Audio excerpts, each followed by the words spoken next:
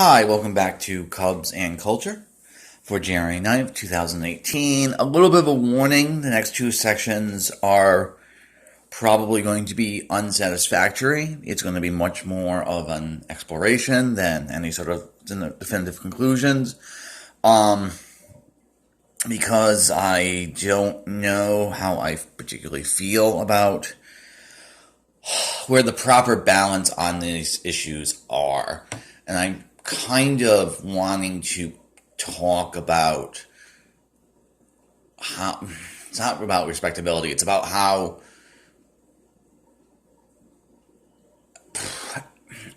dismissive certain segments of the center left, not the left, the center left are of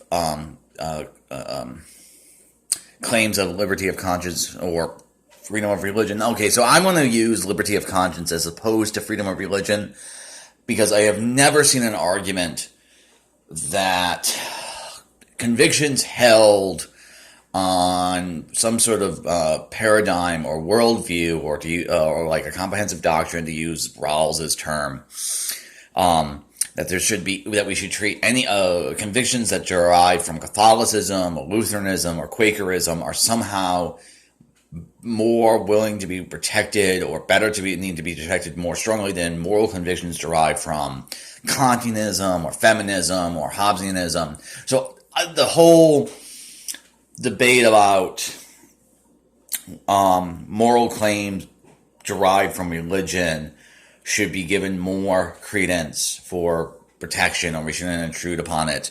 It's not that I think the government should be intruding upon religion. It's just like, I think what the notion of religion shouldn't just conclude theologically derived things. That religion, what we hear about religion is it's a person's deep conviction about how the universe is, their philosophy.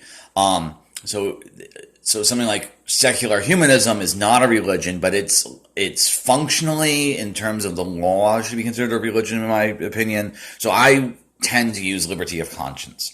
Now I want to, in this section, I want to talk about two different cases that have been in the news. And I'm going to ultimately conclude pretty much the standard leftist or liberal conclusion about them, which is, in the first case, you shouldn't intrude upon the person's liberty of conscience. And in the second case, either you should intrude upon their liberty of conscience, or you're not actually doing so, depending how you look at it. Okay, so the first case I want to talk about, just setting it up, is, I think it's been about a year and a half now, Colin Kaepernick, who was a quarterback for the San Francisco 49ers, started to take a knee during the national anthem, and the Take the Knee movement is connected to Black Lives Matter, and it's about police brutality and the unfairness of the justice system against people of color, especially young black men, is sort of what they're protesting.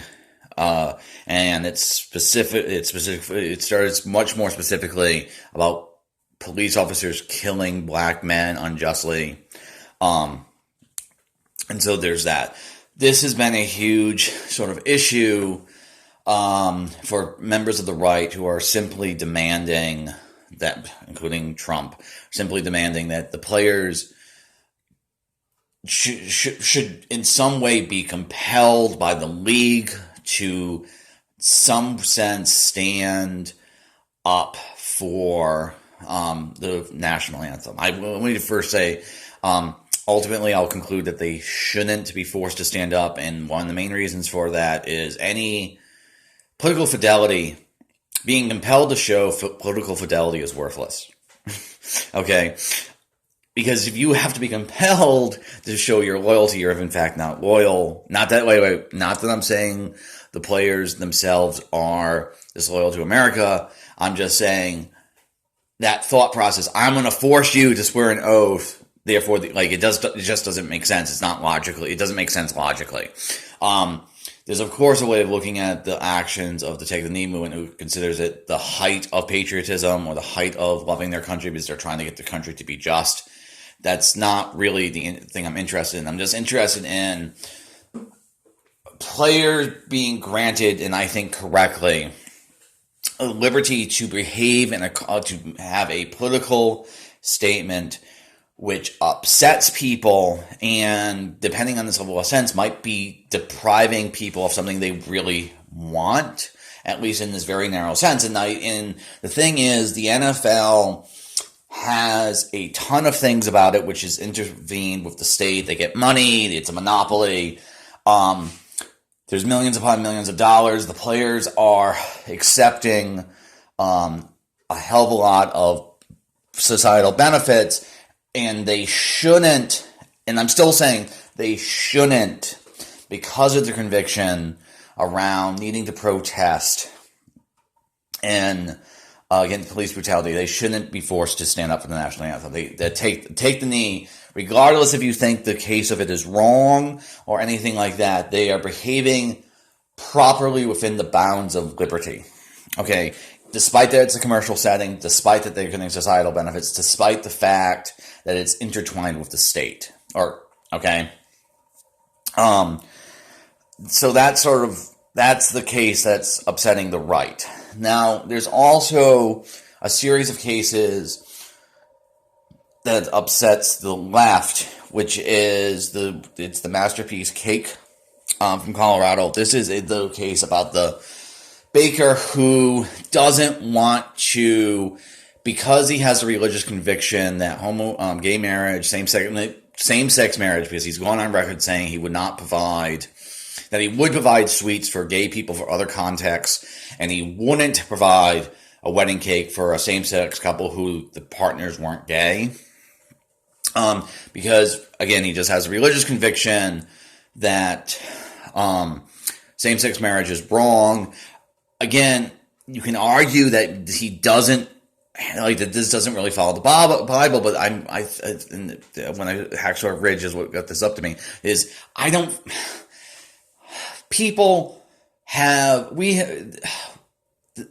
the degree in which sacred texts are used by different sects is so fractured that I don't think you can actually accuse him of hypocrisy insofar as he isn't, because he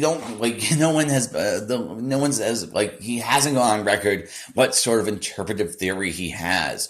And there's sort of a presumption, maybe it's a good one, maybe I shouldn't take him at his word, that he's using religion only as a mask to obvious his actual desires to harm LGBT folks. Okay, but the thing is, the argument for, again, and ultimately I will conclude that he should be compelled to service the public regardless of his moral convictions, or at the very least he needs to accept the order and then subcontract it out. But again, like the NFL, most of the arguments the left have been using is, if Phillips, who's the baker for Masterpiece Cakes, wishes to discriminate at will based off of religious convictions, he has options available to him. He doesn't need to incorporate. He doesn't need to run a bakery. He can just run it out of his house, or he could maybe incorporate as a nonprofit or as a church, etc., etc., etc. It's specifically about him trying to have his cake and eat it too, by getting the benefits of incorporation, better taxes, limited liability, etc., etc., etc.